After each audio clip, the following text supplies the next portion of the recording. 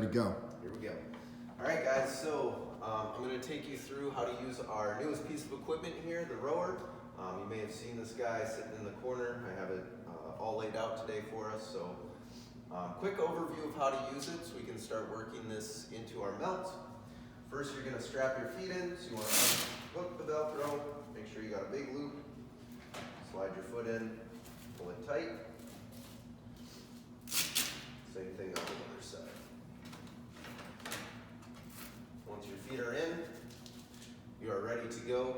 You can hit the start button if you want. I'm going to say, since we're going to be on the same piece of equipment the whole time, it probably helps so that you can set the resistance before you start going for your first set in the melt.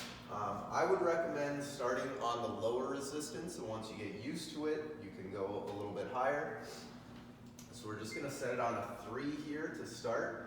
So I know the rower looks like a pulling motion, and that is true. We are pulling with our arms a little bit, but this is primarily a lower body movement. So when you start, think of it similar to your deadlift. Your arms are fully extended because they're connecting to the handle, but you're going to drive through the heels first, fully extend the legs, and then transfer that momentum into the upper body.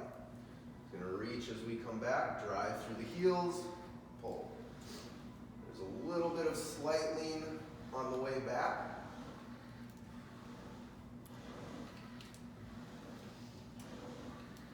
But notice I'm keeping the handles low, and as soon as I clear the knees, that's where I can start to pull.